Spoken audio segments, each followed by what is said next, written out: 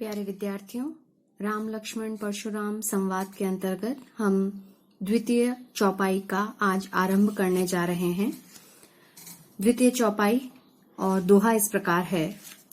लखन कहा हंसी हमरे जाना, सुनहु देव सब धनुष समाना। हंसी यानी हंसकर, हमरे जाना हमारी जानकारी में, सब धनुष समाना यानी सारे धनुष एक समान है।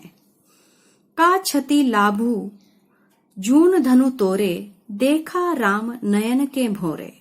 क्षति यानी क्षति या नुकसान, हानि। लाभू लाभ या फायदा। जून यानी पुराना। धनु तोरे, धनु धनुष, तोरे मीन्स तोड़ने में। राम नयन, नयन यानी नेत्रों से, भौरे यानी धोखे में।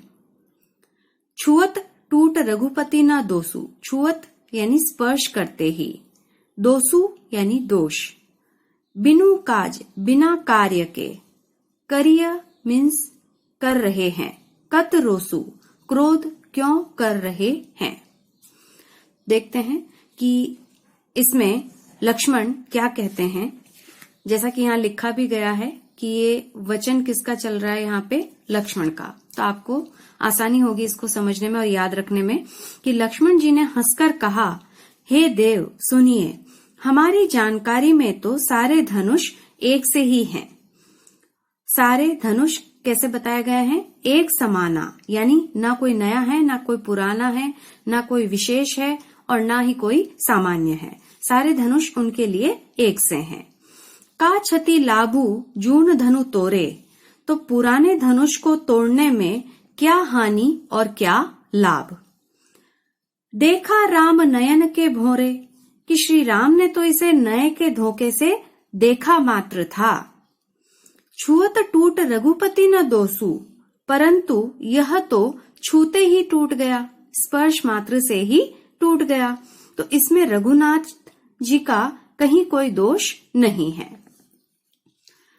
मुनि बिनु काज करिय कत रोसु, तो हे मुनिवर आप बिना कारण किस लिए क्रोध करते हैं।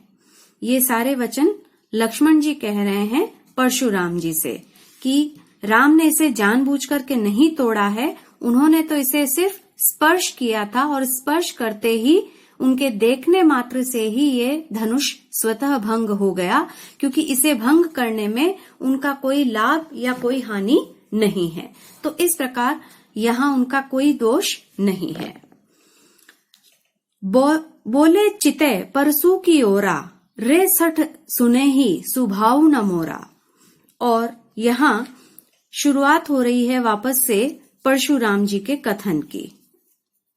परशुराम जी ने क्या किया, परसू की ओरा यानी अपने फरसे की तरफ देखा, जो वो अपने हाथ में हमेशा धारण करके रखते थे, उनका जो शस्त्र था उसकी तरफ देख करके उन्होंने कहा, रे सठ सुने ही सुभाव न मोरा। रे सठ का अर्थ है अरे मूर्ख, सुभाव यानी स्वभाव, मोरा मीन्स मेरा। बालकू बोली बधो नहीं तो ही, बालकू यानी बालक, बोली मीन्स बोलकर या जानकर, बधो यानी वध करना, नहीं तो ही मीन्स तुम्हारा। केवल मुनि जड़ जान ही मोही, मोही से मतलब है मुझे। तो अब परशुराम ने क्या किया, अपने फरसे की ओर देख करके और बोला कि हे दुष्ट या हे मूर्ख, तूने मेरे स्वभाव को नहीं सुना है और मैं तुझे बालक जानकर नहीं मारता आया हूं, यानी अब तक मैंने तुम्हें बच्चा समझकर या बालक समझकर छोड़ दिया है। अरे मूर्ख, क्या तू मुझे निरा मुनि ही जानता है, यानी अब तक शायद तुम्हें इस बात का एहसास नहीं हुआ है कि मैं मात्र मुनि नहीं हूं, मैं कोई साधारण या मामूली सा मुनि नहीं हूं। अब अपने स्वभाव के बारे में बड़ी बड़ी डींगे हाँकने के लिए परशुराम जी जाने जाते हैं और उन्होंने अपनी स्वयं की प्रशंसा करते हुए लक्ष्मण से कहा, बाल ब्रह्मचारी अति कोही, विश्व विदित क्षत्रिय कुल द्रोही। उन्होंने क्या कहा कि बाल ब्रह्मचारी अति कोही, कि मैं बाल ब्रह्मचारी हूं और अत्यंत कोही का अर्थ है क्रोधी स्वभाव का, कि मैं तो बाल ब्रह्मचारी हूं और अत्यंत क्रोधी स्वभाव का मुनि हूं। विश्व विदित क्षत्रिय कुल द्रोही और क्षत्रिय कुल का शत्रु के रूप में मैं पूरे दुनिया में या पूरे विश्व में विख्यात हूं। अपने बारे में बड़ी बड़ी बातें करते हुए, या कह सकते हैं कि लक्ष्मण को डराने की या भय दिखलाने की चेष्टा करते हुए परशुराम जी उन्हें कहते हैं कि मैं तो बाल ब्रह्मचारी हूं और महाक्रोधी हूं, साथ ही पूरी सृष्टि मुझे इस बारे में इस बात से जानती है कि मैं क्षत्रिय कुल का नाश करने वाला ब्राह्मण हूं। इसके अतिरिक्त वे कहते हैं कि भुजबल भूमि भूप बिनु किन्ही, विपुल बार मही देवहन दीनी, सहस्र बाहु भुज छेद निहारा, परसु बिलोकु महीप कुमारा। भुजबल यानी अपनी भुजाओं के बल पर, भूप यानी राजा, बिनु किन्ही राजाओं से रहित करना, विपुल बार अनेकों बार, मही देवन ही यानी जितने भी राजा हैं ब्राह्मण हैं उनके लिए बताया कि मही देवन यानी ब्राह्मणों को दिन ही, ब्राह्मणों को देना। सहस्र बाहु भुज छेद निहारा, सहस्र बाहु की भुजाओं को छेद निहारा अर्थात तोड़ने वाला, काटने वाला। बिलोकु यानी जानकर, महीप कुमारा राजपुत्र या राजा का पुत्र। अब आगे उन्होंने अपनी प्रशंसा करते हुए क्या कहा कि मैंने अपनी भुजाओं के बल से इस पृथ्वी को राजाओं से रहित कर डाला है और बहुत बार उसे ब्राह्मणों को दे दिया। हे राजकुमार, सहस्त्र बाहु की भुजाओं को काटने वाले मेरे इस फरसे को देख। तो इस प्रकार उन्होंने अपना फरसा दिखा करके और लक्ष्मण को डराने का प्रयास किया और उसे अपने द्वारा किए गए कार्यों की बहुत ज्यादा बढ़ा चढ़ा करके जानकारी दी। मातु पितहि जनी सोच बस करसी महिष किशोर, गर्भन के अर्भक दलन परसु मोर अति घोर।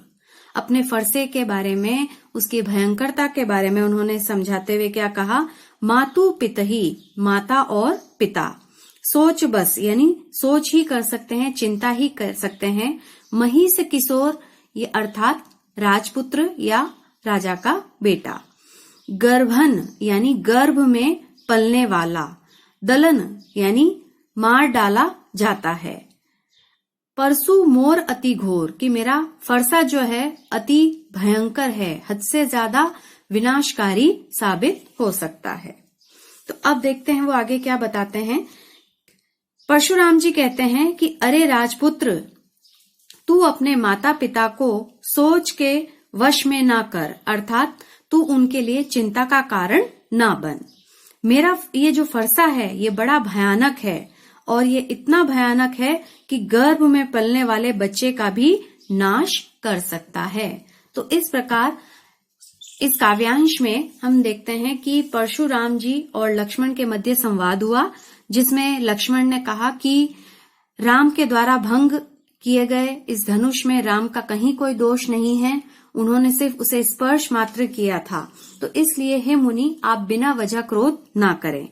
ऐसे में परशुराम लक्ष्मण को डराने की बहुत चेष्टा करते हैं, अपने स्वभाव के बारे में, अपने फरसे के बारे में उन्हें बताते हैं, यहाँ तक कि फरसे की भयंकरता को सिद्ध करने के लिए उन्होंने गर्भ में पलने वाले बच्चे का भी उदाहरण दे दिया है कि उनका फरसा गर्भ में पलने वाले बच्चे का भी नाश कर सकता है अगर उस पर इसका असर भी हो जाए।